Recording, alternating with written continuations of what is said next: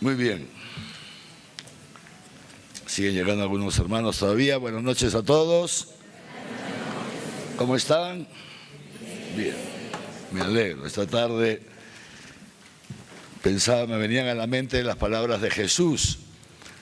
Cuentan los evangelios que Jesús, antes de entrar en su pasión, justo al momento de sentarse a la mesa con sus discípulos para celebrar lo que conocemos con el nombre de la Última Cena, les dijo esto: con muchas ansias he esperado, he deseado estar este momento con ustedes, ¿no?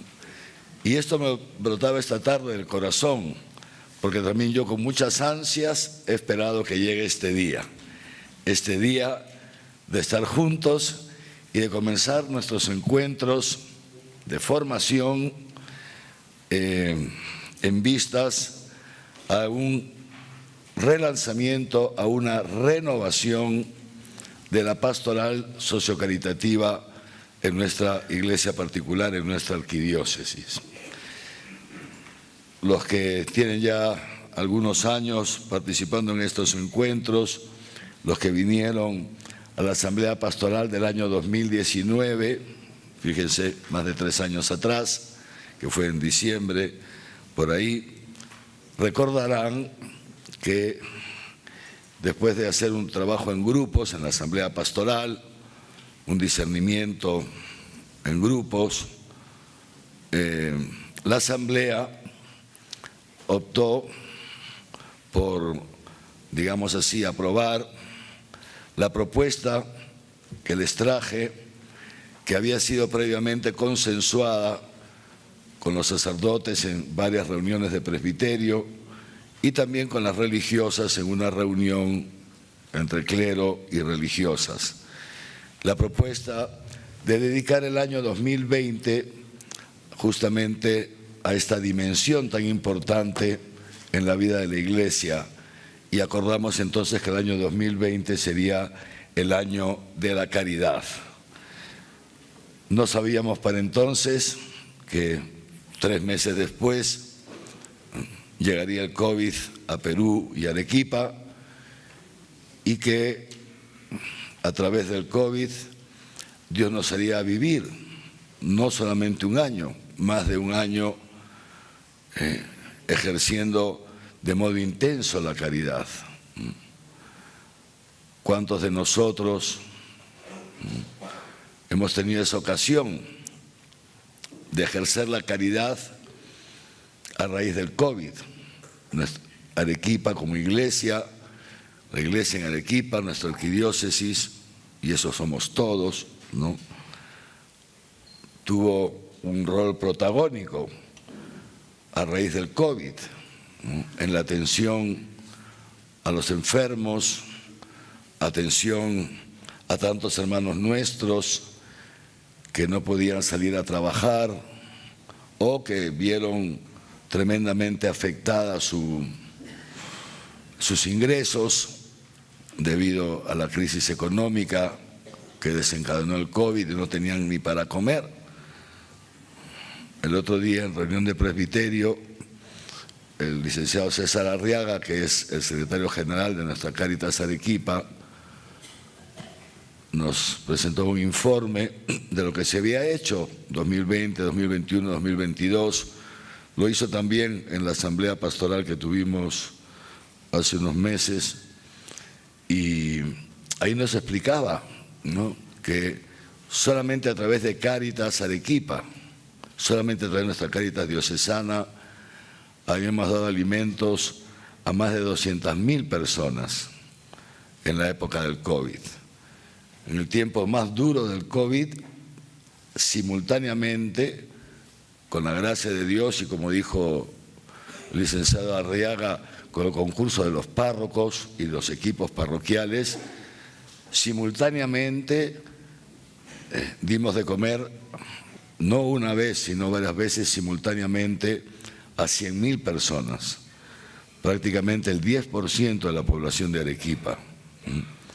Y esto, por no mencionar los balones de oxígeno y tantas otras cosas que es lo que se hizo desde la Cáritas diocesana, luego el comedor para los pobres que tenemos, que llevamos en el arzobispado desde hace ya 16, 17 años, pero que en la época del COVID el número de comensales se multiplicó, como se comprenderá, y ahí estuvieron los seminaristas, unos en Cáritas, otros en el comedor.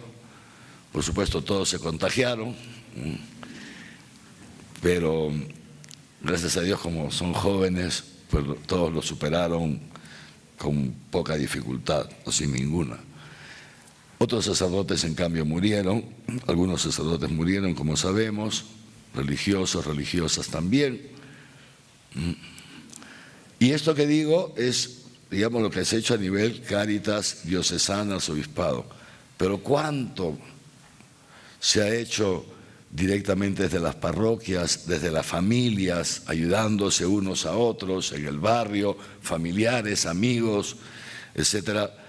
Pues ciertamente el Señor nos concedió la gracia de vivir unos años, más de un año, en ejercicio, ejerciendo la caridad de un modo intenso.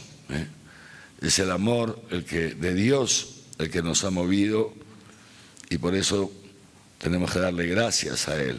Es Él el que mueve los corazones. Nosotros en Cáritas comenzamos esta campaña que se llamó Esperanza en la Emergencia, dimos los números de las cuentas y el secretario de Cáritas me pasaba día a día, ¿no?, los estados de las cuentas, etcétera.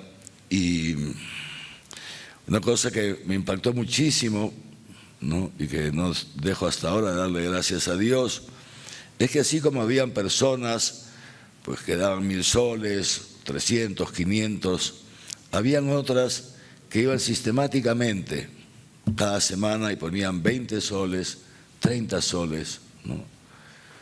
Iban hasta el banco a hacer sus depósitos. Y yo pensaba, naturalmente, una persona que hace eso no es que sea un tacaño, es que es todo lo que tiene. Un tacaño no se da el trabajo de ir hasta un banco a hacer cola para depositar 20 soles. Esto lo hace una persona pobre que siente un amor por aquellos que necesitan de su pobreza.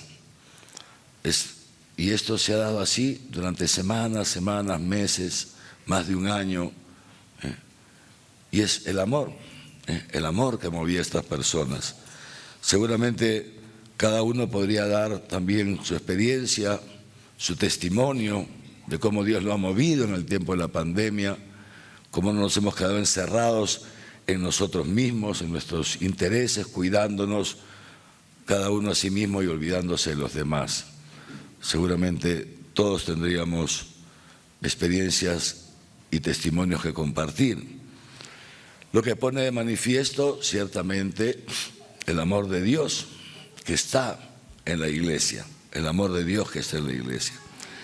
Pero les decía, entonces, justamente esto, digamos así, es como un renovado aliciente para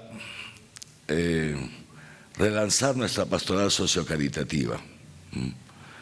Esta dimensión tan importante en la misión de la Iglesia. Y ese es el sentido de que en su momento propusimos, y fue, repito, aprobado por todos, de dedicar un año, que al final, el año de la caridad, que hemos querido que sea el 2020 y lo fue, pero no pudimos reunirnos 2020, 2021 para preparar este relanzamiento. 2022, cuando ya la pandemia comenzó a bajar y a desaparecer, entonces tuvimos otros encuentros, muchos de ustedes han venido, pero ahí optamos porque sean unos encuentros más bien como de recapitulación de otras cosas que hemos venido viendo los años pasados y dejar este año 2023 para que podamos vivir el año de la caridad en 2 etapas y una conclusión. Las 2 primeras etapas formativas, que es lo que estamos comenzando con este encuentro. tendremos, Dios mediante, 2 encuentros, ahora en mayo y en junio, 2 encuentros sobre la dimensión específica, digamos así, de la caridad. Luego, julio, agosto, septiembre y octubre, o hasta septiembre, según cómo vayan las cosas, nos dedicaremos a un aspecto muy importante en la vida de la Iglesia y del cristiano, que se llama la doctrina social de la Iglesia. Un campo donde hay mucho desconocimiento y que es muy importante siempre y de manera especial en esta época en que nos toca vivir en nuestro Perú y prácticamente también en todo el mundo. Un campo en el cual el Papa Francisco ya emitió 2 documentos muy importantes, que los veremos en su momento. Laudato Si y Fratelli Tutti. 2 documentos muy importantes del Papa Francisco que se unen a una serie de documentos desde el Papa León XIII hasta nuestros días, y que verán cómo el estudiarlos nos va a ayudar mucho en nuestra vida cotidiana, y también en esa participación que como ciudadanos cristianos, católicos, estamos llamados a tener en la vida de nuestros barrios, nuestros distritos, nuestra familia, nuestra región, nuestro país. Una de las, digamos así, deficiencias que hay en la formación de no pocos cristianos es justamente el desconocimiento de la real dimensión de la Iglesia en el diseño de Dios como parte de la humanidad, como parte de la comunidad civil. Muchas veces se nos acusa, digamos así, a los cristianos y de manera especial a nosotros los católicos, de ser muy intimistas, y de no preocuparnos por la vida de la sociedad. Vemos muy pocos católicos, por ejemplo, involucrados desde su fe, me refiero, en la vida pública, en la política. Casi no se ven. La mayoría de los políticos seguramente están bautizados, ¿no? Pero ya vemos lo que hacen, ¿no? Es decir, participan, pero no desde su fe, participan movidos, digamos así, por otros intereses, no siempre intereses, digamos, perversos, no digo eso, pero no desde una participación como parte de su identidad católica cristiana, como parte de su misión en este mundo. Lo hacen desde otra perspectiva. A eso llegaremos en su momento. Entonces les decía que con muchos ansias he esperado este momento en que podamos comenzar un proceso que nos tomará este año. Tendremos, ahora digamos, yo voy a hacer esta introducción en este encuentro, ¿no? Pero luego tendremos otros invitados, tenemos ya comprometidos también invitados del extranjero que vendrán ayudarnos de otras partes del Perú, etcétera, para que vayamos redescubriendo, esto es lo que yo quisiera, vayamos redescubriendo lo que es la dimensión de la caridad en la misión de la Iglesia.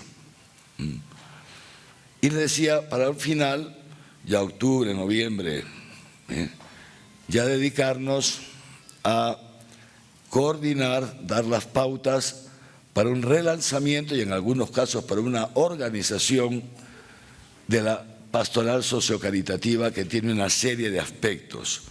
Pastoral hacia los migrantes, ¿no?, por poner un ejemplo, ¿no?, pastoral de la salud o pastoral hacia los enfermos, en fin, ya lo veremos esto en su momento. Pero para llegar ahí, primero tenemos que tener claras las cosas. ¿Para qué lo vamos a hacer? ¿Por qué lo vamos a hacer? ¿Y qué vamos a hacer? ¿En qué consiste? Esto es lo que vamos a ir viendo en estos primeros encuentros. El de hoy día y mañana, ¿no?, como han visto todos, se llama Evangelización y Caridad, ¿no? ¿Qué más se llama? Nuevas perspectivas para la iglesia en Arequipa. ¿Y por qué pongo nuevas perspectivas? Porque como ya les decía, no es que en Arequipa no se viva la caridad, sí se vive y ha quedado de manifiesto por el COVID. Claro que se vive la caridad, ya se hacen muchas cosas, no solamente desde Cáritas Diocesana, el Arzobispado, también en las parroquias, congregaciones religiosas, ustedes mismos en su vida cotidiana, o sea, muchas cosas se hacen.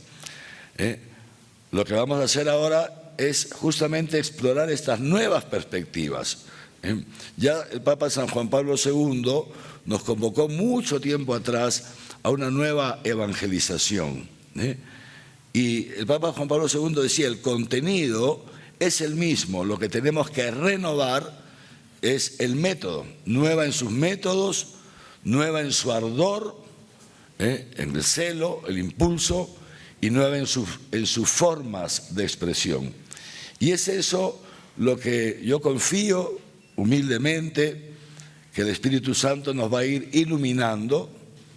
Yo se los digo con toda transparencia, no es que tengo ya aquí en uno de estos bolsillos la fórmula que les voy a presentar en octubre, noviembre, diciembre. No, no la tengo. Yo quisiera que comencemos juntos este proceso y que de la mano de la Iglesia, la tradición de la Iglesia, las Sagradas Escrituras, la tradición y el magisterio de la Iglesia, de la mano de la Iglesia, el Espíritu Santo nos vaya llevando y nos vaya iluminando cuáles son esas nuevas perspectivas. Ciertamente, ya por mi formación, naturalmente, y por mi ministerio, ya tengo una, digamos así, como una visión que no es mía, es la visión de la Iglesia, las pautas que nos han dado los grandes pastores, nuestros papas, etcétera. Pero luego veremos el modo en que cómo vamos a concretizar esto en nuestra arquidiócesis y, como les digo, esto será el fruto de un proceso, ¿no? Por eso les quiero dar la bienvenida a todos. Les dije yo a los párrocos cuando les di la invitación para estos encuentros y les dije, esta es la finalidad. Nuestra finalidad no es simplemente aprender cosas, que los laicos aprendan cosas para que sepan más cosas, no. La finalidad, y por eso le dije, por favor, vean bien quiénes van a venir, díganselo con claridad. La finalidad es que todo esto desemboque en unos equipos de pastoral, cada uno dentro de sus posibilidades, etcétera, etcétera, pero una renovación, repito, de nuestra pastoral, de la dimensión sociocaritativa de nuestra pastoral. Muy bien, entonces dicho esto, ¿no?, comenzamos este proceso. Y yo les pido a ustedes que recemos a lo largo de este año, porque si el Señor no construye la casa, en vano se cansan los constructores. Que recemos, porque no se trata de que hagamos lo que a nosotros nos parece, sino que Dios nos manifieste su voluntad, cuál es el diseño que Él tiene para nosotros como iglesia en Arequipa, que Él nos la manifieste, que nos dé el discernimiento para comprender su voluntad y al mismo tiempo que nos dé la fortaleza, la capacidad, el gozo y la alegría de seguirla, de seguir esa voluntad de Dios y relanzar de esa manera esta dimensión. Muy bien, dicho esto, entonces comenzamos. Y para poder comenzar, siempre es bueno ir a las raíces, es bueno ir a los orígenes, digamos así. Si nosotros nos remontamos a los orígenes de la Iglesia, nos vamos a encontrar con varios testimonios, ¿no?, de que la dimensión sociocaritativa ha estado siempre presente desde los inicios de la Iglesia como parte de la misión, Jesucristo resucitado se aparece a los apóstoles y les dice: vayan por todo el mundo y anuncien el Evangelio. Y enséñenles a los demás a guardar todo lo que yo les he enseñado. Todo lo que yo les he enseñado. Sopla el Espíritu Santo y los apóstoles, la iglesia naciente, comienza su misión a partir del día de Pentecostés. Jesús le dice esto a los apóstoles y a través de ellos se lo dice a la iglesia de todos los tiempos: vayan y evangelicen, vayan y enseñen todo lo que yo les he enseñado. Y cuando dice todo lo que yo les he enseñado, no se refiere Jesús solamente a lo que les he enseñado con sus palabras, sino también con su propia vida, Esto es muy importante. Jesucristo no ha evangelizado solo con palabras, sino con su propia vida. De hecho, los evangelios dan testimonio de esto. Dice que la gente se quedaba admirada y decía: ¿quién es este que enseña con tanta autoridad? Y dice el evangelista, porque Jesús enseñaba no solo con sus palabras, sino con su vida, no como los fariseos, que decían una cosa y hacían otra. Hablaban de una cosa, pero en su vida vivían de otra manera, ¿no? Entonces, Jesús es el enviado de Dios Padre, ¿no es cierto? Él ha evangelizado con sus palabras y con sus acciones. Y así nos remontamos a los inicios de la vida pública de Jesús. Seguramente todos ustedes recordarán algo. ¿Cómo empieza Jesús su vida pública, no? Jesús ha vivido 30 años con sus padres en Nazaret, ¿no es así? En Nazaret, eso lo sabemos todos, ¿no? Probablemente ya hacia el final José haya muerto, no se sabe con exactitud, pero bueno, Jesús, llegando en torno a los 30 años, en esa intimidad de oración, de diálogo que tiene con su Padre, ya discierne que ha llegado el momento en que empiece su vida pública, que lo conducirá a dar la vida por nosotros. ¿Y qué hace Jesús? Lo primero, fíjense ustedes, Jesús se va, ¿a dónde se va? Al Jordán, lo primero. Se va al Jordán. ¿Quién estaba en el Jordán? Juan. ¿Qué hacía Juan? ¿Qué bautizo hacía Juan? Un bautizo de conversión para el perdón de los pecados. Y Juan predicaba la conversión de los pecados. Y dicen los evangelios que la gente se conmovía al escuchar a Juan y hacían penitencia y se formaban largas filas de pecadores para recibir el bautismo de Juan. Y Jesús se pone en esa fila de los pecadores. Conocemos la historia, ¿no es así? Primera cosa, Jesús, cuando va a empezar su vida pública, se pone del lado de los pecadores. No se pone del lado de Juan. No se pone a este lado, se pone al lado de ustedes. Se pone, ¿me entiende? Se pone del lado de los pecadores. Fíjese, cosa tan interesante. Y así comienza, digamos así, la vida pública de Jesús entre pecadores y termina entre pecadores, crucificado entre dos ladrones. Fíjense ustedes.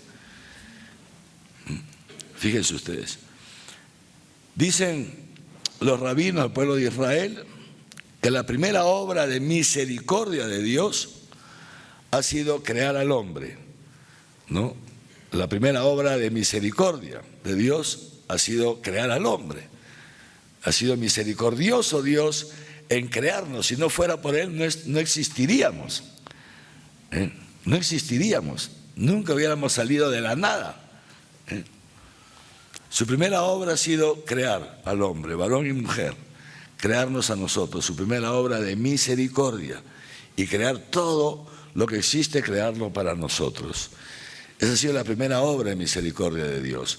Y la segunda ha sido todavía más grande que la primera.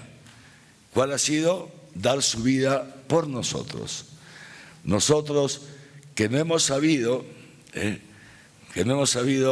reconocer, rendirnos de amor ante su misericordia, y que hemos creído en el engaño de la serpiente de que Dios no nos ama y que por eso no nos deja comer del árbol de la ciencia del bien y del mal, para que no seamos como Él.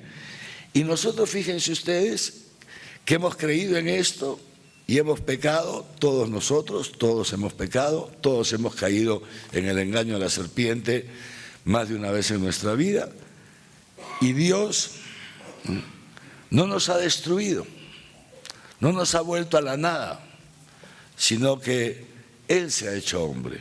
Fíjense ustedes, Él se ha hecho hombre. Y se ha hecho hombre para una finalidad concreta, para poder morir por nosotros, para poder desangrarse delante de nuestros ojos, para poder asfixiarse delante de nuestros ojos, para ser insultado por nosotros, para ser maltratado, burlado por nosotros, y para de esa manera hacernos presente de un modo tangible que Dios realmente nos ama, que Dios te ama a ti más de lo que tú te amas a ti mismo, que Dios nos ama más de lo que cada uno de nosotros se ama a sí mismo. Y esa prueba la tenemos aquí en la cruz, en Cristo crucificado. Misterio de amor insondable. Tanto amó Dios al mundo que envió a su único Hijo, para que todo el que crea en Él no perezca, que todo el que cree en este amor no perezca, sino que tenga vida eterna. Esa es la segunda y más grande obra de misericordia de Dios. Se ha hecho hombre para que nosotros podamos verlo, se ha hecho visible. Felipe, el apóstol, le pide a Jesús, cuando Jesús ya se está despidiendo en la última cena, lo pone Juan, ese gran discurso de despedida, y Jesús ya anuncia su partida inminente, y Felipe le dice: Maestro, ya que te vas a ir, muéstranos al Padre. Porque los apóstoles habían visto a Jesús dialogar con su Padre, lo habían visto rezar y les había llamado la atención, ¿no? Y lo habían escuchado hablar de su Padre. Mi Padre y yo somos uno. Todo lo que tiene el Padre es mío. Todo lo que tengo me lo ha dado mi Padre. Me voy donde mi Padre. Lo habían escuchado hablar a Jesús de su Padre. Lo habían visto dialogar en oración con su Padre. Cuando se apartaba un poco de ellos, se subió a una colina. Y los apóstoles han quedado impactados, a punto que en un momento le dice: Maestro, enséñanos a orar, como Juan enseñó a sus discípulos. Y Jesús les dice: cuando quieran orar, levanten los ojos, levanten las manos al cielo y digan: Abba, papá, que era como Jesús llamaba a su Padre, Abba, papito, Abba, en la lengua de Jesús, papá. Nosotros lo hemos traducido como Padre, ¿no? Pero lo que sale de los labios de Jesús es esta palabra: digan Abba, papito. Y entonces, claro, los apóstoles son testigos, ¿no?, de que Jesús tiene una relación con su Padre, que es Dios, ¿no? Y entonces Felipe ya se va a Jesús y le dice esto: Maestro, enséñanos al Padre y eso nos basta. Y Jesús le responde: Felipe, Felipe, tanto tiempo conmigo, 3 años viviendo juntos, y todavía no conoces al Padre. Quien me ve a mí, ve al Padre. Jesucristo es el rostro de Dios Padre.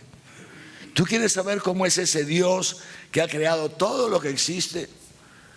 ¿Quieres saber cómo siente, qué piensa cómo actúa ese Dios, cuál es su relación contigo, cuál quiere Él que sea su relación contigo, contempla a Jesucristo crucificado. Ahí está Dios. Ese es el Dios. No el Dios de los grandes castigos, no el Dios de las amenazas. No, ese no es el Dios de Jesucristo.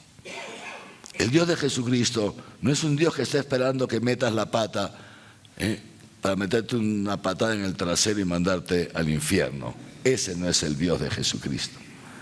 El Dios de Jesucristo no es uno que anda por ahí amenazando. No, ni siquiera es uno que te exige. No, nada que ver. El Dios de Jesucristo es un Dios que no pide, es un Dios que dona. No es un Dios que te pide la vida. Ese Papa Francisco lo explicó muy bien hace unos años. Una cosa muy interesante. Si el Papa Francisco decía, los ídolos siempre se han alimentado de los hombres. Los ídolos, ¿saben lo que son los ídolos? Son los diosesitos que se inventaban pues las culturas prejudías, precristianas, porque el hombre ha sido religioso prácticamente desde sus inicios. Entonces, toda cultura ha tenido una dimensión religiosa, todas las grandes culturas, y las pequeñas también, una dimensión, porque el hombre, con su sola razón, ha llegado a la conclusión de que todo esto que existe no puede haber llegado por sí solo. Alguien tiene que haber creado esto. La creación, el hombre a través de la creación ha llegado a la conclusión de que tiene que haber un ser superior que ha hecho esto. Eso está en todas las culturas. Y entonces los hombres se han hecho imágenes de esos seres superiores, politeístas, de esos seres superiores, de esos dioses que se han creado ellos, proyectando lo que ellos consideran que tenía que ser Dios, con D minúscula. Y esos dioses, en todas las culturas, se han alimentado siempre de sacrificios humanos, siempre. Si ustedes ven, por ejemplo, pensemos en Egipto. ¿Cuánto se ha descubierto en Egipto? Pero no nos vayamos tan lejos. Aquí mismo, ¿no es cierto?, en Perú, ¿no es cierto?, nuestros antepasados hacían sacrificios humanos. ¿Cómo se agradaba a los dioses? Ellos, ¿cómo creían que se agradaba a los dioses? Haciendo sacrificios humanos. Y sacrificaban doncellas, sacrificaban niños, por supuesto también animales, todo lo que quieras, pero también seres humanos, todas las culturas. Los aztecas, los mayas, todos. Y por eso decía el Papa Francisco, los ídolos siempre se han alimentado de los hombres. Siempre se han alimentado de los hombres. Es decir, para agradar a Dios, el hombre tenía que morir. Tenía que morir. El cristianismo, la única religión verdadera, el único Dios verdadero es totalmente distinto. No se alimenta de nosotros, Él se nos da como alimento. Él se nos da como alimento. No pide que nos sacrifiquemos unos a otros, eligiendo doncellas o niños para matarlos y que su sangre no sé qué vaina. No, Él elige a su Hijo, Él, mismo Dios, Él se hace hombre para que nosotros lo atravesemos con una lanza. Este es el Dios de Jesucristo, el único Dios verdadero. Fíjense ustedes, es Dios que es amor, hasta el extremo de dar su vida por ti. Y es justamente en la medida en que nos vamos encontrando con este amor que requiere una enorme conversión por nuestra parte, porque es muy difícil creer en este amor. Es muy difícil, queridos hermanos, porque los hombres somos muy desconfiados, por distintas razones, somos muy desconfiados. Y así como Adán y Eva desconfiaron de Dios y creyeron en la serpiente, también nosotros, en el corazón del hombre, es una consecuencia del pecado original, hay una raíz de incredulidad. No te puedes creer que Dios te ame tanto como para haber perdonado tus pecados, los pasados, los presentes y los futuros. No te lo puedes creer, absolutamente no. No puede ser posible, nada que ver, nada que ver. No te puedes creer que Dios sea capaz de transformar tu corazón. No, lo tienes que transformar tú. Y por eso fracasas. Por eso tanto fracaso. Porque eres tú el que te quieres santificar. Y te olvidas que tú no eres el dueño del Espíritu Santo. Que el Espíritu Santo es otro, es Dios. Y que es el único capaz de santificarte.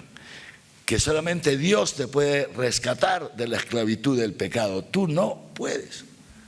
Y por eso es que vemos tantos hermanos nuestros, o los sacerdotes lo sabemos muy bien, que tienen 1 año, 2 años, 5, 10, 15 con el mismo pecado. Envejecen con el mismo pecado. Siempre volviendo al mismo pecado. ¿Por qué? Porque en el fondo lo quieren superar con sus fuerzas. Sí, rezan, hacen sacrificios, pero sí, ellos, tú rezas, tú haces sacrificio, tú. O sea, yo lo tengo que lograr. Y muy pocos se rinden ante el amor de Dios. Muy pocos se rinden, muy pocos se humillan y terminan diciendo, Señor, hazlo tú porque yo no puedo. Siempre creemos que podemos. Un esfuercito más, una empujadita más, siempre. Y tan pocas veces, o muchos nunca, se dan por vencidos y como un niño le dicen, papá, hazlo tú, papito. Cuando un niño no puede alcanzar una cosa, muchos de ustedes son papás y mamás, ¿no? Un niño ha descubierto que la mamá tiene las galletas allá arriba en la alacena, ¿no? O los chocolates, ¿no? Y entonces no llega, pues, ¿no? Está en el banquito, se trata de subir, pero ni siquiera por esa llega. Y entonces recurre a otro que le baje las galletas, que le alcance una galletita. Papá, ¿me puedes bajar? O un hermano más grande. Pues eso, cuando un niño no llega, ¿qué hace? Pide ayuda. Pide a otro que se lo haga. Y esto es la gracia que tenemos nosotros los cristianos. Es una belleza, queridos hermanos y hermanas, descubrir esto. Es una belleza descubrir que Dios está de tu lado, que no está contra ti. Que el cielo no es una meta a la cual se llega después de una carrera de obstáculos, que Dios te pone obstáculos para que tú los tengas que pasar para llegar al cielo. No es así. Al cielo, hermanos, no se llega después de una carrera de obstáculos. Al cielo se llega gratis, gratis. No hay que pagar un peaje, el peaje ya lo pagó Jesucristo. La entrada al cielo la ha pagado Jesucristo, el cielo está abierto para ti, el cielo está abierto para ti. Dice San Juan en su primera carta, dice esto, dice, hermanos, dice esto, sepan ustedes que el Señor ya les ha perdonado sus pecados, que ya todos sus pecados están perdonados en Cristo, todos, dice Juan en su primera carta. Jesucristo ha pagado por nuestros pecados. Significa que nosotros no tenemos nada que pagar. Oye, monseñor, mis pecados están pagados, sí. Pero usted sabe cuáles son mis pecados, no me importa. Sé cuáles son los míos y ya es suficiente. Tus pecados. Eso dice San Juan. Sepan ustedes que sus pecados están perdonados. ¿Y saben lo que sigue diciendo? Y les digo esto para que no pequen. Fíjense, les digo esto para que no pequen. ¿Cómo puede ser esto posible? Hombre, si tú me estás diciendo que mis pecados están perdonados, entonces, como dicen los españoles, ancha Castilla, me voy a pecar si ya están perdonados. Todo lo contrario. La realidad es esta, es que si tú te crees que tus pecados han sido perdonados en Cristo, tus pecados pasados, los presentes y los futuros, a ver si te la crees, porque el día que te lo crees, ya no pecarás. El pecado ya no tendrá poder sobre ti. Has sido liberado de la ley del pecado, dice San Pablo. El día que tú te creas este amor, el día que nos creamos este amor, en la medida en que nos vamos creyendo este amor, escúchenme bien, los pecados van cayendo solos. 10.000 a tu izquierda, 1.000 a tu izquierda, 10.000 a tu derecha, dice el Salmo. y a ti no te alcanzarán. Van cayendo solos, hermanos. El pecado no va perdiendo fuerza en nosotros en la medida en que vamos creyendo en este amor. Y esto es justamente lo que ha hecho Jesucristo. Les decía, lo primero, se pone en la fila de los pecadores. Una belleza. A ver si tú y yo nos hubiéramos puesto en esa fila. Se pone en la fila de los pecadores. Impresionante. Pero no solamente eso. Luego que se hace bautizar, como saben ustedes, el Espíritu Santo lo lleva al desierto, ¿no? Y en el desierto, después de 40 días de oración, de ayuno, etcétera, etcétera, viene el demonio, ¿no? Y lo tienta, ¿no? ¿A qué lo tienta el demonio? A salirse de la voluntad de Dios, a no hacer la voluntad de su Padre, a realizar la misión de un modo distinto al que su Padre había dispuesto. Realizar la misión de un modo distinto al que su Padre había dispuesto.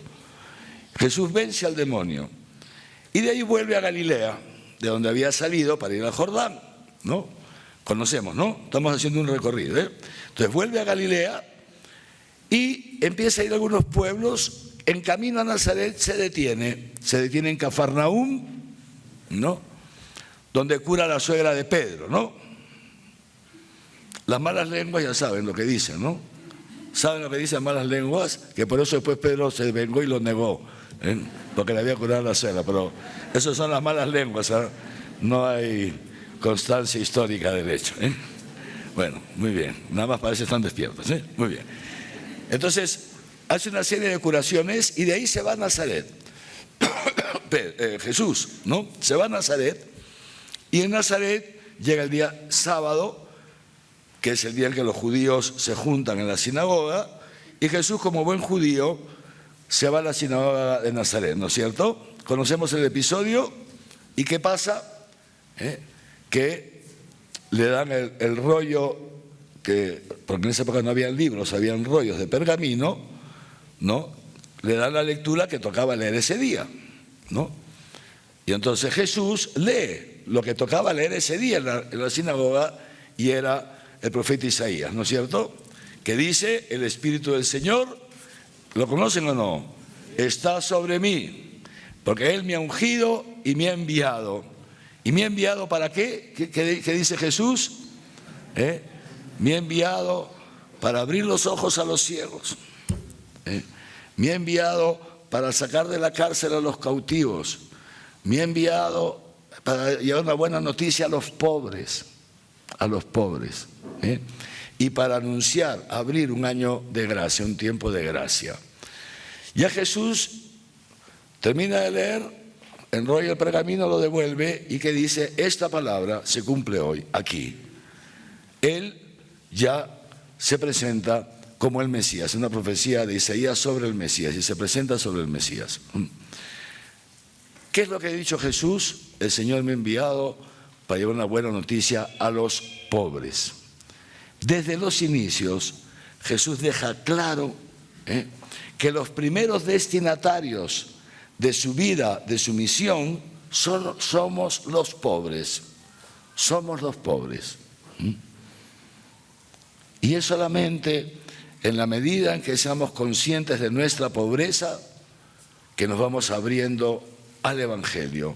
Esa pobreza, que puede ser una pobreza material o una pobreza moral, es lo que nos hace los principales destinatarios del Evangelio. La pobreza moral, sí, pero la pobreza material también.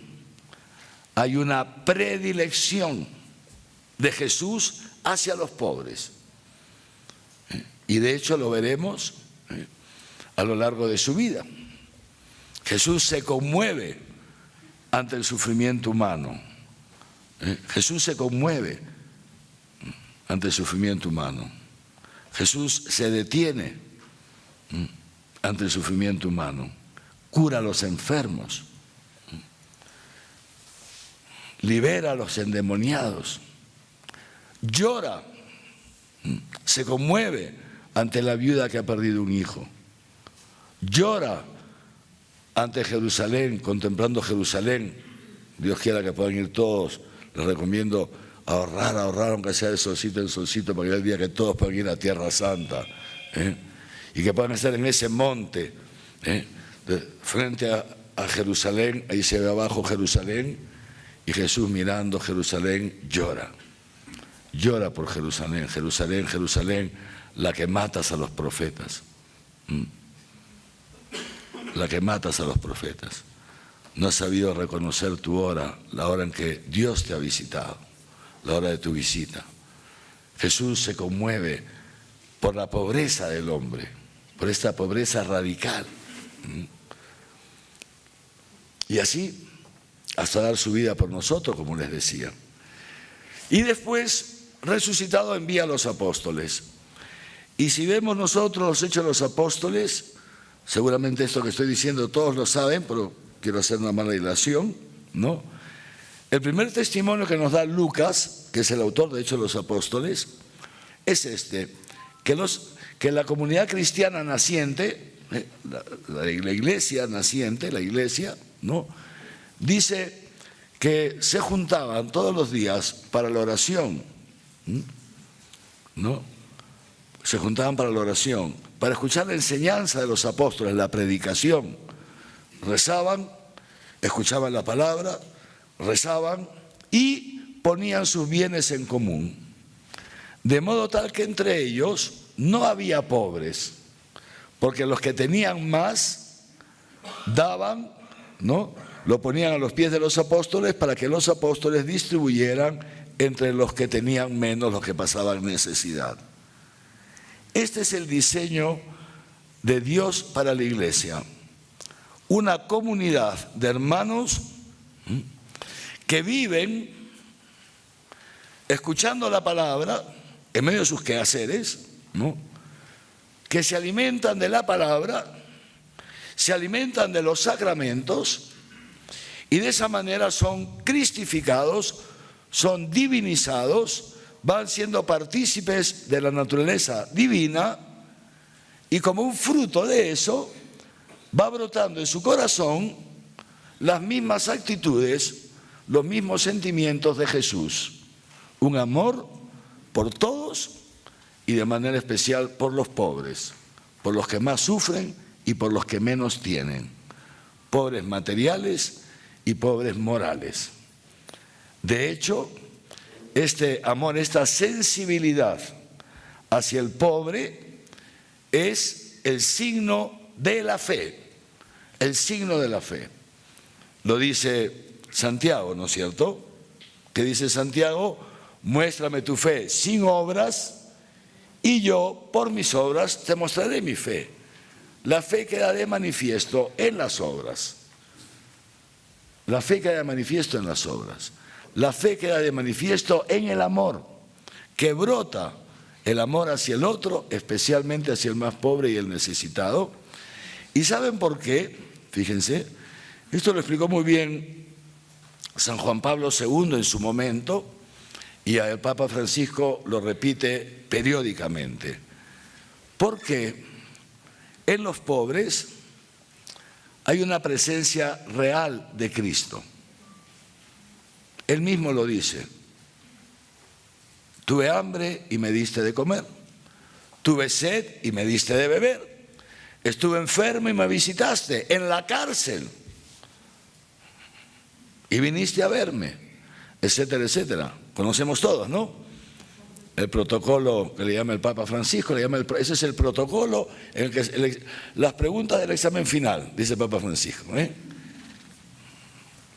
Normalmente cuando uno estudia, ¿cuánto daría por tener las preguntas del examen, no? Algunos coimean para que se las pasen, ¿no? ¿No es cierto? El Papa Francisco dice, pues miren, ¿saben qué? Ya tienen las preguntas del examen final. Porque todos pasaremos por un examen, por un examen. Al final de nuestras vidas, todos seremos examinados, dice San Juan de la Cruz, en el amor. ¿Cuánto hemos amado? Y el Papa Francisco dice, ese es el protocolo del juicio final. Jesús te dirá esto. Tuve hambre y me diste de comer, así que si te jalan, problema tuyo, a mí no me eche la culpa. Guerra avisada no mata gente. Pues fíjense ustedes. Y entonces, dice Jesús, me dirán, Pero Señor, ¿cuándo te hemos visto pobre? ¿Cuándo te hemos visto desnudo? ¿Cuándo te hemos visto? ¿Cuándo? ¿Te estás equivocando? ¿Será aquí mi compadre? No, no. Lo que hiciste con uno de estos mis pequeños, conmigo lo hiciste. Esta es una palabra de Dios. Lo que hiciste con uno de estos, lo hiciste conmigo.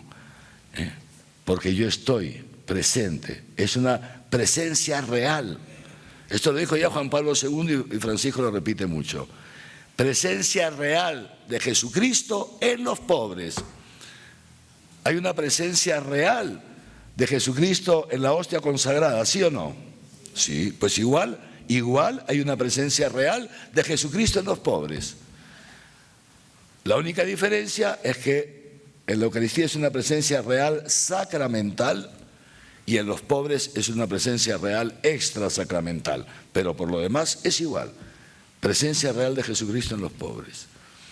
En esos pobres que tantas veces, queridos hermanos, no nos conmueven. Podemos pasar de largo a su lado, algunas veces hasta nos incomodan esos pobres. Muy bien, seguimos. La comunidad cristiana primitiva, justamente la iglesia naciente, este es el diseño de Dios.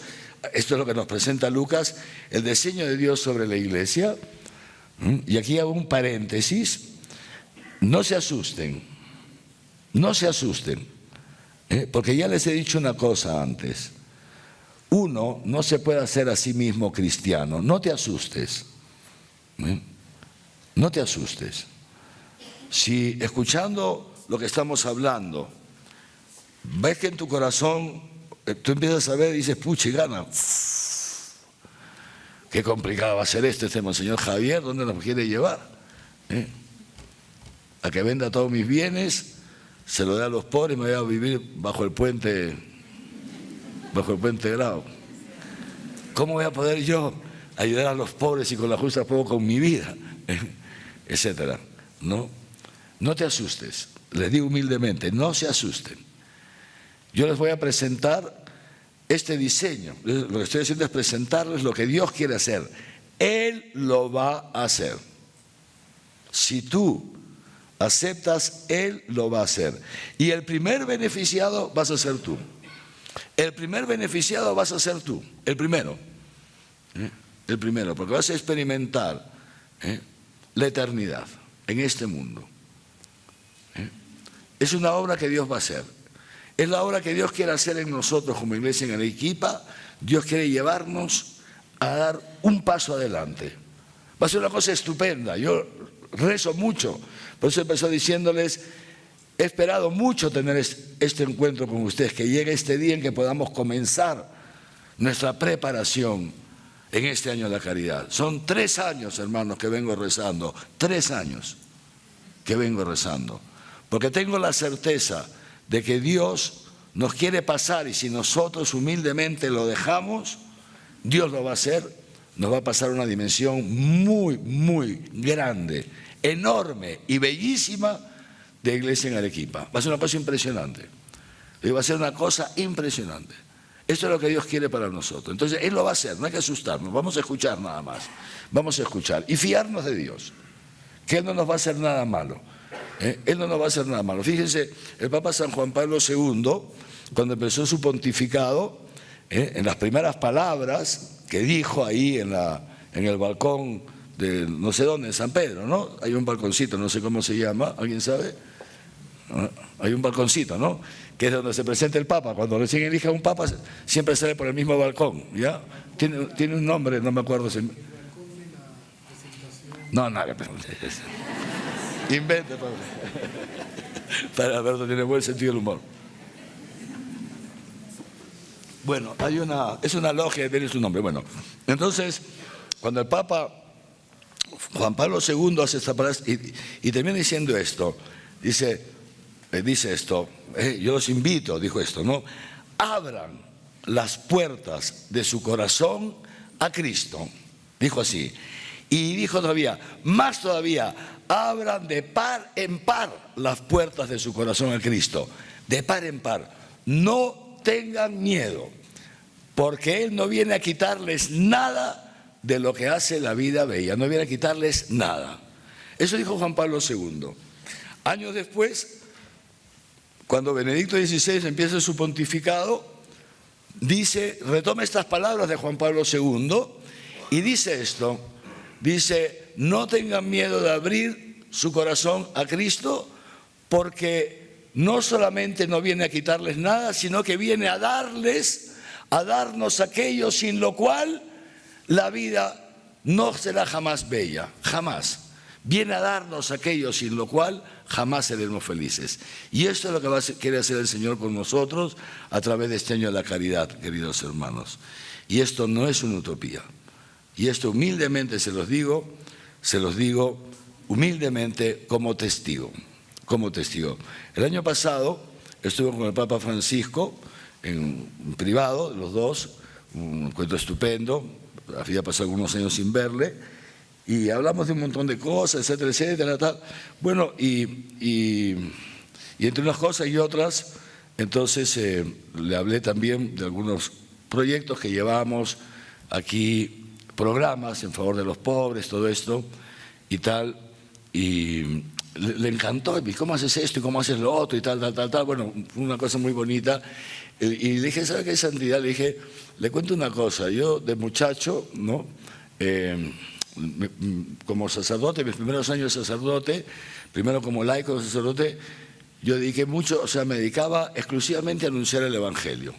Me dedicaba a anunciar el Evangelio, a predicar, luego como sacerdote celebrar la liturgia. Y le dije, pero poco a poco, en la medida en que más he ido conociendo a Jesucristo, el amor de Dios, más intimidad, brotó de mí, de dentro de mi corazón, hacer algo por los pobres. Y ahí comencé un proyecto que luego creció muchísimo en la diócesis donde yo estuve antes, etcétera, etcétera. Y le dije esto, nadie me lo mandó, no lo hice por cumplir ninguna ley, brotó de mi corazón. Un día, al ver una zona de gente pobre en mi diócesis, brotó de mi corazón el hacer algo por ellos. Y el Papa me dijo, esto es. O sea, este amor hacia los pobres, queridos hermanos y hermanas, es una consecuencia, un fruto de encontrarnos con el amor de Dios. Un amor de Dios que nos llena tanto, que desde dentro, solito, es un fruto. Los árboles, ¿han visto algún árbol dar fruto? ¿Lo han visto o no? ¿Sí? ¿Lo han visto? Sí, muy bien. ¿Cómo da fruto el árbol? Lo da. ¿Alguna vez han visto un árbol diciendo, ¡ay, a ver si doy fruto! ¡Ay, que ya llegó la primavera! ¡Ay! No. Simplemente lo da, ¿no es cierto? Lo da, porque tiene una savia, no sé cómo se llama, ¿me entienden? ¿No? Él lo da, es gratis. Es lo mismo, queridos hermanos y hermanas. Las obras del cristiano son gratis. No nos tenemos que forzar. No, brotan de nuestro corazón, brotan gratuitamente. Eso es lo que Dios quiere hacer con nosotros. Y esto, queridos hermanos, es tocar el cielo, es estar con Jesucristo, encarnado. Es una cosa impresionante. Lo vamos a ir viendo poco a poco. Bueno, entonces les decía, Hechos de los Apóstoles, vivían de esta manera, ponían todo en común, etcétera, etcétera, ¿no? Pero pronto surge una discusión. ¿Quién se acuerda cuál fue la primera discusión que surgió? ¿Alguien se acuerda?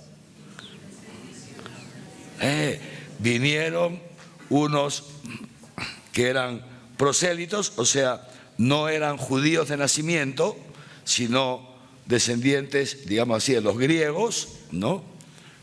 De la diáspora, que se habían hecho cristianos, ¿no? Y vinieron a quejarse, donde Pedro, donde los apóstoles, ¿no?, de que a sus viudas y a sus pobres no los atendían, sino que atendían más a las viudas y a los pobres de los judíos, ¿no es cierto? Judíos que se habían hecho cristianos, ¿no? Eso fue el primer, digamos así, altercado, dificultad, crisis que se presenta en la comunidad, en la iglesia naciente, ¿no?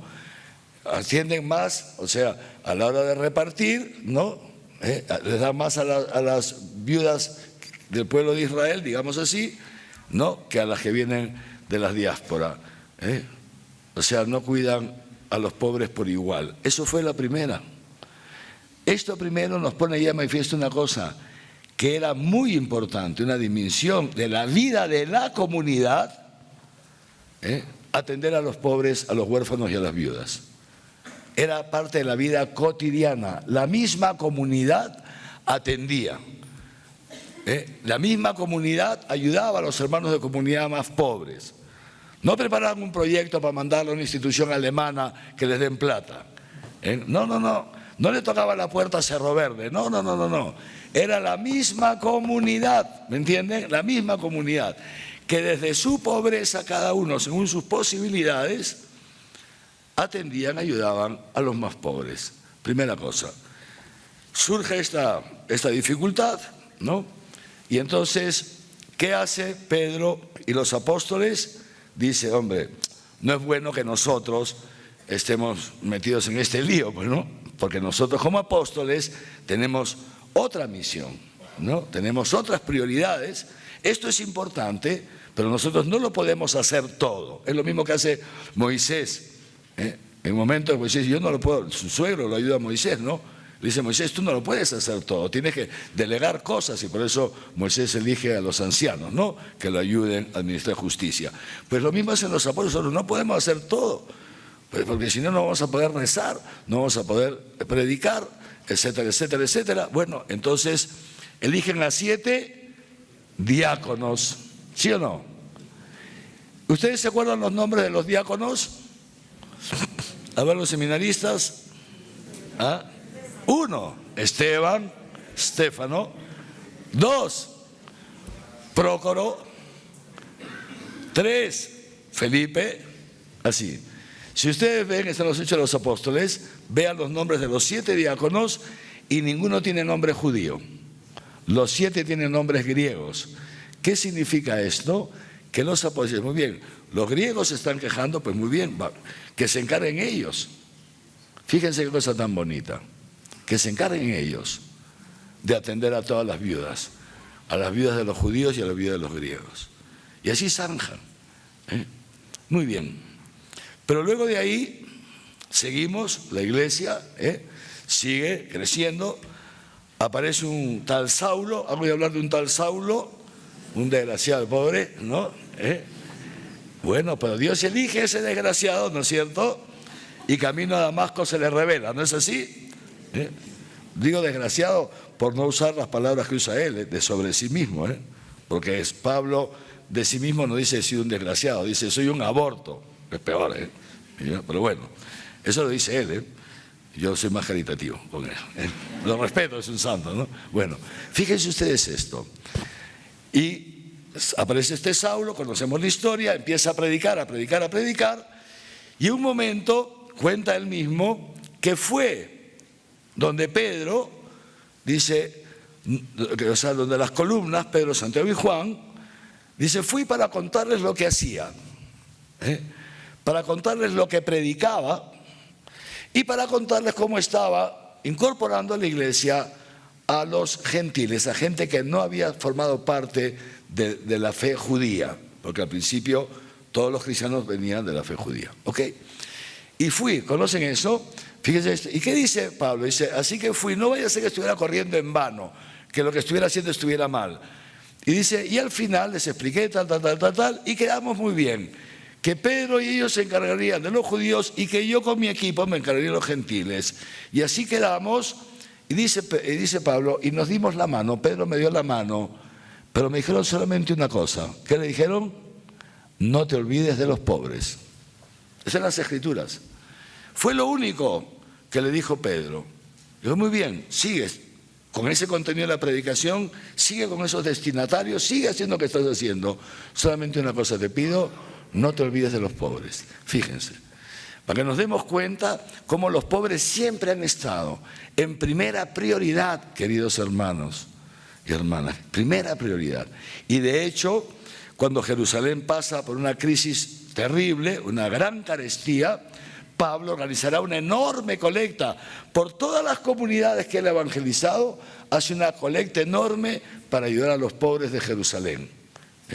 Una colecta entre todas las comunidades para ayudar a los pobres de Jerusalén. También lo dice, están los testimonios en los Hechos de los Apóstoles, en las cartas de Pablo, y de hecho en la carta a los Filipenses Pablo los alaba por su desprendimiento. Los filipenses eran muy desprendidos. Pues bien, queridos hermanos, si nos damos cuenta entonces, los pobres han estado siempre en la prioridad de Jesús y en la prioridad de la Iglesia desde sus inicios, desde sus orígenes.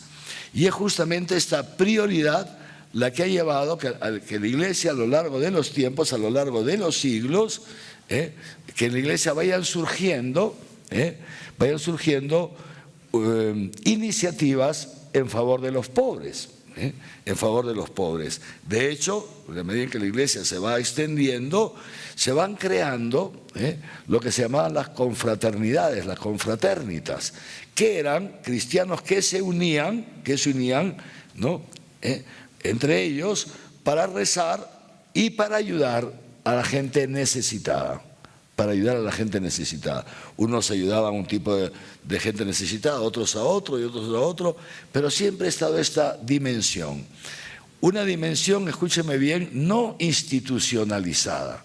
No, era iniciativa de laicos como ustedes, que se juntaban para hacer cosas. En los inicios, desde los inicios, los primeros siglos de la Iglesia. Luego ya poco a poco se irá institucionalizando. Luego ya surgirán congregaciones religiosas con esa específica finalidad. Es decir, por ejemplo, pensemos en San Juan de Dios, ¿no? Los hijos de San Juan de Dios, pensemos en San Camilo, etcétera, etcétera, pensemos en tantos otros, congregaciones, San Juan Bautista de la Salle, que se rodea primero de un grupo de profesores, luego poquito a poquito va creando la congregación, ¿pero para qué? Para educar a los pobres, a los niños pobres que en esa época no tenían acceso a las escuelas. Las escuelas estaban reservadas para los ricos. Se crean los primeros hospitales que crea la Iglesia durante siglos, hospitales, hospederías, no eran para los ricos, eran solamente para los pobres. La Iglesia no atendía a la gente pudiente porque ellos con sus ingresos podían irse a lugares privados, ¿no? La Iglesia atendía, fíjense ustedes, exclusivamente a los pobres. Luego, poco a poco, ya se va ampliando esto. ¿Por qué? Porque se va viendo, claro, estos son los pobres materiales, pero hay también otros pobres. Una persona que está enferma con una enfermedad de gravedad, el Estado nunca lo va a atender como la Iglesia. Nunca lo va a atender como la Iglesia, porque el Estado es aséptico. Nosotros no. Nosotros no. Nosotros, claro, vamos a ver, hablando del Estado en frío, nosotros aquí en Perú todavía tenemos una gracia enorme, y en Arequipa, ¿no es cierto?, que la gran mayoría de la población somos católicos y uno puede llegar a un hospital de salud o lo que sea, ¿no?, y encontrarse con enfermeras católicas, con médicos católicos que te tratan estupendamente como al mismo Jesucristo, ¿me entiendes, no? Sí, también te puedes encontrar con médicos que no son católicos y que marcan tarjeta y se van y no vuelven hasta marcar tarjeta de salida, mientras tanto están atendiendo en consultorios o en clínicas privadas. ¿Saben eso, no? Es un escándalo enorme que ha salido. Pero esa gente no es católica, ¿no? O enfermeras que te dejan ahí tirada, venga a tocar el timbre, a gritar, señorita, me muero, y ni se entera, pues, ¿no? Está hablando con su comadre por teléfono, está hasta el gorro aquí, ¿no? Claro. Pero, bueno, esos son, digamos, situaciones. Pero, o sea, a eso me refiero. El Estado, pues, es aséptico. En cambio, la Iglesia tiene algo, ¿no es cierto? Y esto es lo que va extendiendo. Fíjense ustedes, cuando la Iglesia empieza a extender su atención hacia familias pudientes, no es para hacer plata, no es para esto. ¿Para qué es? Porque ven también en esas personas, estos enfermos sufrientes, en estos ancianos abandonados por su familia, ven también a un pobre, ven a Jesucristo pobre, que necesita el amor, necesita el cariño, ¿me entienden, no? Necesita esto, hacerles presente a Dios, queridos hermanos. ¿Por qué? Porque ya, si lo dice San Juan, Dios es amor, Dios es amor. Ubi caritas, ibi Deus est. Donde está el amor, ahí está Dios. Y esto es, queridos hermanos, o sea, lo que mueve a la iglesia a salir de sí misma, lo que mueve a un cristiano a salir de sí mismo para donarse al otro en su tiempo, en sus bienes, en su paciencia, lo que nos mueve, ¿qué es? Es el amor de Dios. Primera cosa, es eso lo que nos mueve. No nos mueve la ley, no nos mueve el miedo al infierno, no.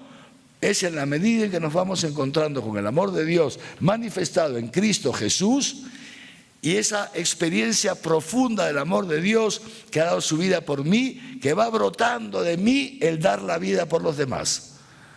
Va brotando de mí el amar a Dios sobre todas las cosas y el amar al prójimo como Jesucristo me ha amado. Primera cosa, es de ahí, esta es la fuente, ¿no? Pero además, segundo, el otro aspecto. Entonces empiezo a ver, ¿no?, en estas personas, sean pobres materiales o pobres morales, sean pecadores o gente que tiene dinero pero está sufriendo, empiezo a ver a Jesucristo ahí. Y entonces me acerco a ellos, no con un afán de superioridad. El Papa Francisco lo dice muy bien. Jamás nos está permitido ver a alguien de arriba para abajo, si no es al momento de inclinarnos para levantarlo. Para levantarlo. Jamás nos está permitido ver a alguien de arriba para abajo. Pero es en esa medida en que nos inclinamos hacia las personas sufrientes, fíjense que se da un doble encuentro. Esto es lo grande de la dimensión caritativa de la Iglesia. Se da un doble encuentro. Yo me encuentro con Cristo realmente presente en el enfermo, en el que está pasando por situaciones de miseria, el que está atravesando soledad. Yo me encuentro con Cristo porque Él está ahí, pero Él se encuentra con Cristo a través mío, porque con mi amor, con mi ternura, con mi compasión, le hago presente a Cristo, porque es que Cristo está presente en mí. Si no, no pudiera yo inclinarme, dedicar mi tiempo, mis bienes a un hermano pobre y necesitado. Y esto es la grandeza, queridos hermanos y hermanas, de la dimensión caritativa de la Iglesia, que todos ganamos. Gana el que recibe y gana el que da. Los dos nos encontramos con Cristo presente en el otro. Y esto que estoy diciendo, estoy seguro que muchos de ustedes podrían levantarse aquí y dar el testimonio de esto que estoy diciendo, que tienen esa misma experiencia, el haberte encontrado con Jesucristo en un pobre o el haberte encontrado con Jesucristo en alguien que se inclinó a ti en el momento en que tú lo necesitabas, porque estabas pasando enfermedad, necesidad económica o estabas reventado en tus pecados, y te encontraste con alguien que se inclinó hacia ti para levantarte de tus pecados. Y ahí te encontraste con Jesucristo, Es el doble encuentro, esa doble presencia de Jesucristo en su iglesia y esa presencia de Jesucristo en los pobres. Y a través de esta dimensión entonces, queridos hermanos, se va realizando también estas palabras que ha dicho Jesús. He venido para que tengan vida y vida en abundancia. Dios se ha hecho hombre no para que vivas más o menos, no para que vivas ahí, ¿cómo va? Ahí, ¿les ha pasado esto alguna vez? Comadre, ¿cómo está? Ahí, más o menos, ¿no? ¿Cómo va? Más o menos. ¿No? Es impresionante porque las encuestas, ¿no? Dice, ¿usted cree que el próximo año su vida estará mejor o peor? O igual, ¿no? Y todo el mundo dice, o peor o igual, ¿no? Los cristianos decimos, estará mejor, porque de aquí a un año me habré encontrado más veces con Jesucristo, habré comulgado más veces, habré rezado más y la vida divina habrá crecido más en mí. La economía, no sé cómo mirá, seguramente mirá cada vez peor, ¿no? Pero eso no es tan importante. Yo estoy seguro que dentro de un año, con la gracia de Dios, estaré mejor que hoy día, porque el amor de Dios es inagotable. Pero la pobre gente no conoce estas cosas. Fíjense, el Señor ha venido para que tengamos vida y vida en abundancia. Y Él es el que nos quiere dar esa vida para que nosotros también podamos a nuestra vez dar esa vida, también dar nosotros esa vida a los demás. Dice el apóstol San Pablo, ustedes son elegidos de Dios, pueblo suyo, objeto de su amor, objeto de su amor. Los primeros depositarios, beneficiados con el amor de Dios somos nosotros, y por eso sigue diciendo, revístanse pues de sentimientos de compasión, de bondad, de humildad, de mansedumbre y de paciencia. Les decía esto, ¿cuál es un termómetro de nuestra fe? El termómetro de nuestra fe es el celo por hacer presente a Dios, el celo por el Evangelio, por hacer presente el amor de Dios a tanta gente que no lo conoce o que lo está perdiendo de vista muchas veces a causa de sus sufrimientos, sean sufrimientos causados por sí mismos o por otros, o sufrimientos que les han llegado. Un delincuente, un pecador empedernido, pobrecillo, sufre a causa de sus propios pecados. Pero ese sufrimiento, Dios tampoco es impasible ante ese sufrimiento. Dios no se complace ver a un hombre ahogándose en el estiércol de sus pecados, aunque ese hombre sea un desgraciado. Dios no se complace. Dios siente ternura por sus hijos, siente ternura por estos hermanos nuestros que se han alejado de Él, que se han descarriado. Dios es un padre que ama realmente, profundamente a sus hijos. Y este es el amor que Dios tiene por nosotros, queridos hermanos y hermanas, y ese es el amor que nosotros como iglesia estamos llamados a hacer presente en el mundo. Vamos terminando ya, nos quedan 5 minutitos y no se vayan todavía, entonces pues quiero concluir con esto. De esta manera, cuando Jesús va a partir al cielo y envía a los apóstoles, los envía a hacer presente, a anunciar el Evangelio, los envía entonces no solamente a predicar con palabras, sino a hacer presente ese Evangelio, esas palabras con su propia vida, con su propia vida. Y esta es la misión de la iglesia. Quiero que terminemos con esto, evangelización y caridad. Miren, la misión dice la Lumen Gentium número 8, dice esto, dice que así como Dios, para el verbo, la segunda persona de la Trinidad, para realizar la misión que su papá le encomendó en este mundo, se hizo de un cuerpo en el seno de la Virgen María, para poder entrar al mundo y realizar su misión, se hizo de un cuerpo en el seno de la Virgen María.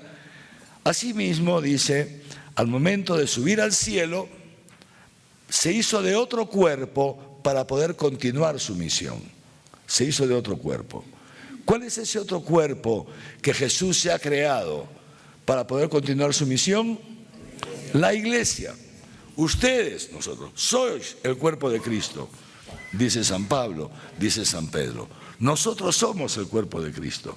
El cuerpo que Cristo se ha creado para seguir su misión, de modo tal que la misión de la iglesia, o sea, nuestra misión, porque la iglesia no es solamente el obispo con sus padrecitos y unas cuantas monjitas que están por ahí, no, la iglesia somos todos. Y entonces nuestra misión es continuar la misión de Cristo. Es más, nuestra misión es que Cristo continúe su misión a través nuestro. Esa es la razón de ser de la iglesia. Esa es la razón para la que Dios nos ha traído a la iglesia. Uno que esté en la iglesia pensando solo en su salvacioncita personal, ese jamás se ha encontrado con Jesucristo. Y al final terminará yéndose al infierno, pobrecillo. El susto que se va a pegar. Porque llegará y como solamente ha pensado en su salvacioncita personal, se habrá pasado el día rezando, rosarios, visitas al Santísimo, habrá vestido y desvestido santos, pero que parecía hasta striptease ya, ¿me entiendes? Unas cosas rarísimas, todo lo que quieras, pero cuidándose no pecar, no pecar, no pecar, no pecar, no pecar, al final no ha hecho nada.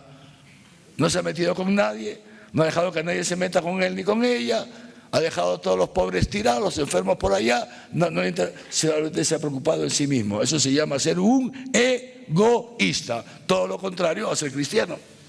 Todo lo contrario a ser cristiano. Jesucristo no ha fundado la iglesia para tu salvacioncita personal. No, eso, ya Jesucristo ha dado su vida por ti. Él te ha salvado. Jesucristo te ha traído a la iglesia para la salvación del mundo. Esa es la gente para la cual existimos nosotros. Tú y yo ya sabemos que Jesucristo ha dado su vida por nosotros. Ellos son los que no saben. ¿Quiénes son ellos, queridos hermanos? Todos esos pobres que viven debajo de los puentes drogándose. Todos esos niños que viven sin creer en el amor porque sus padres los han abandonado, porque viven como perritos sin dueño.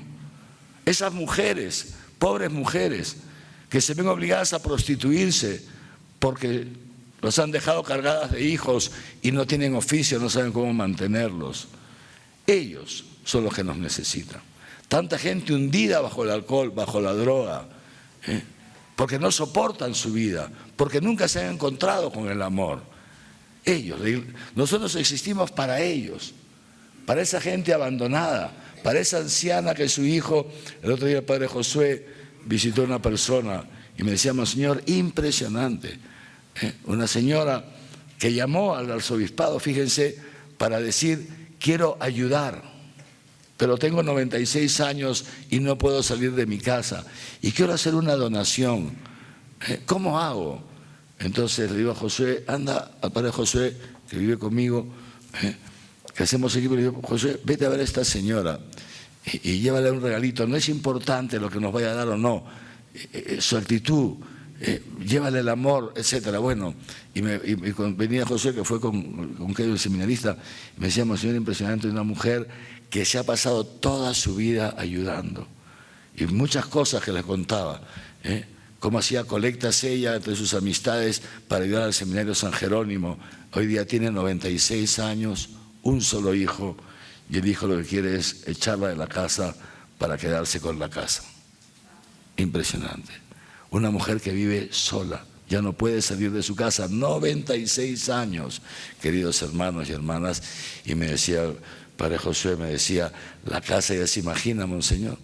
Si el hijo, su madre no le interesa absolutamente nada, la casa naturalmente está en una situación desastrosa, todo sucio, revuelto, desordenado, impresionante. Fíjense ustedes, una mujer sola, abandonada de todos, miembro de una comunidad parroquial, toda su vida ha ido a la parroquia, toda su vida ha ayudado a los seminaristas, ha ayudado a los pobres, ha hecho montones de cosas y ahora sola. Esto, queridos hermanos y hermanas, es lo que clama, fíjense. Y como esa señora, hay muchas. Y ya van a ver qué bonito es que la comunidad parroquial solita se vaya organizando, poquito a poquito. Y porque a lo mejor tú no tienes dinero para compartir, paciencia, a lo mejor pues no puedes, pero a lo mejor sí en la comunidad parroquial puedan haber hermanos que puedan, por ejemplo, poner en común, donar algo de su tiempo. Monseñor, yo estoy jubilado, estoy jubilada, dígame dónde vive esa señora para yo ir a verla, ¿no? Y no le voy a llevar plata porque no tengo, pero voy a estar un ratito con ella. Le voy a hacer presente el amor de Dios. Oye, no, voy a hablar con 3, 4 amigas, nos vamos a ir un día, o amigos, y vamos a limpiarla y ordenarle la casa. Que ella nos dirija donde quiere que vaya cada cosa. Y de esa manera, les pongo una cosa así, porque ha pasado estos días, ¿no? Simplemente, queridos hermanos, para que vean todo el bien que se puede hacer, libremente, sin presiones de ningún tipo, en cosas muy sencillas. O sea, hay tanta gente, queridos hermanos y hermanas, que necesita que le hagamos presente el amor de Dios. Y haciéndoles presente el amor de Dios, nos encontramos también con Dios en estos hermanos. Por eso, fíjense, terminamos con estas palabras de Juan Pablo II, ya de hace bastantes años, en el año 1984 por ahí, dijo esto, esto es la sabiduría. En esto consiste la sabiduría cristiana. Pablo habla de esta sabiduría. ¿Y qué dice el Papa? La sabiduría significa también amor, amor. En el amor tenemos el fruto más maduro de la sabiduría y al mismo tiempo su fuente más rica. Y esto es posible porque en Cristo crucificado, el hombre, Dios, nos hace partícipes de la sabiduría divina, de su sabiduría eterna. Que el Señor nos conceda, queridos hermanos y hermanas, ir entrando, ¿no? Creo que más o menos esto ha quedado más o menos claro. La misión de la Iglesia, que la Iglesia la realiza en 3 dimensiones. Con esto vamos a terminar. La palabra, la predicación, la Iglesia predica el amor de Dios, lo que Dios ha hecho por el hombre en Cristo, lo predica con la palabra. Segundo, lo celebra con los sacramentos. Todos los sacramentos celebramos el misterio pascual de Cristo, el amor de Dios. Lo que predicamos con la palabra y celebramos en los sacramentos, lo vivimos en nuestra vida cotidiana, experimentando el amor de Dios y dando nosotros ese amor a los demás. Las 3 dimensiones de la misión de la Iglesia: palabra, liturgia y la diaconía de la caridad, el servicio del amor. Si en alguna parroquia, en algún movimiento, en algún grupo parroquial falta una de estas 3 dimensiones, entonces esa parroquia, ese movimiento no está cumpliendo con la misión que le corresponde, no está realizando la misión de la Iglesia porque le falta una de las 3. Una de las 3.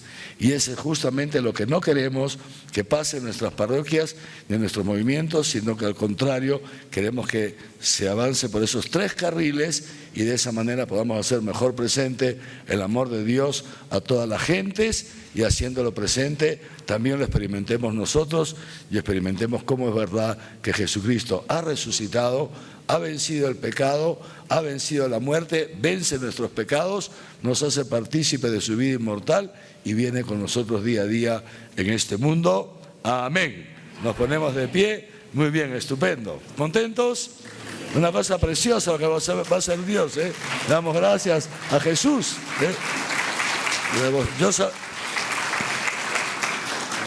Yo solamente les cuento lo que hace el Señor. Yo no les cuento nada más que eso. Muy bien. Entonces, vamos a terminar como siempre saludando e invocando a la Santísima Virgen María, nuestra Madre, la primera que se donó, cuando el ángel Gabriel le anuncia que va a ser la mamá de Jesús, ¿no? Le anuncia que va a ser la mamá de Jesús y le cuenta, le dice, mira, para que veas, tu prima Isabel, la anciana, ¿no? Estéril, ¿te acuerdas de tu prima? Pues ya está 6 meses embarazada, ¿no? Y en cuanto el ángel se va, ¿qué hace la Virgen María? Dice Lucas, se puso en pie y deprisa se fue a la región montañosa a ver a su prima Isabel. Fíjense, ¿qué hubieras hecho tú? A lo mejor, si hubiera sido otra, yo la madre de Dios, anda, chévere. Que me hagan un trono, que me hagan un trono. Si hubiera quedado viéndose a sí misma, autorreferencial, narcisista, yo soy la mamá de Jesús. Cuidado, yo soy catequista, yo soy la señora fulana, mucho cuidadito, no me junto con la chusma. La Virgen María no se queda contemplándose a sí misma como narcisista, pero tampoco se queda encerrada en la preocupación. Y ahora, ¿cómo se lo explico a José? Que estoy embarazada. A ver si José se va a creer el cuento del Espíritu Santo. No se queda tampoco enredada en el problema que se le presenta un problemón a la Virgen María. Porque todo el pueblo la iba a ver embarazada. Todo el pueblo iba a ver que esa barriguita crecía y ella no vivía con José. Problemas con José, problemas con el pueblo, problemas del embarazo. La Virgen María ni se queda mirándose a sí misma de un modo narcisista, ni se queda encerrada en sus problemas, a ver cómo soluciono mis problemas y que Isabel solucione los suyos. No, se pone en camino, deprisa, donde Isabel, porque para María, Isabel es más importante que ella. Ese es el amor de Dios. Dios que te ha amado a ti más que a sí mismo. Te ha amado a ti hasta dar su vida para que tú puedas vivir, para que yo pueda vivir. Ese es el amor de Dios, ese es el amor cristiano, ese es el cielo, queridos hermanos, en la tierra. Esa es la obra que el Señor quiere hacer con nosotros y le pedimos a María, mediadora de todas las gracias, que nos conceda acoger esta gracia que Dios nos quiere hacer como iglesia en Arequipa, que no dejemos pasar este tiempo favorable que el Señor nos está regalando. Dios te salve María, llena eres de gracia, el Señor es contigo. Bendita eres entre todas las mujeres y bendito es el fruto de tu vientre, Jesús. Santa María, Madre de Dios, ruega por nosotros pecadores, ahora y en la hora de nuestra muerte. Amén. El Señor esté con ustedes, los bendiga Dios Todopoderoso, Padre, Hijo y Espíritu Santo, y que su bendición les acompañe siempre. En el nombre del Señor pueden ir en paz.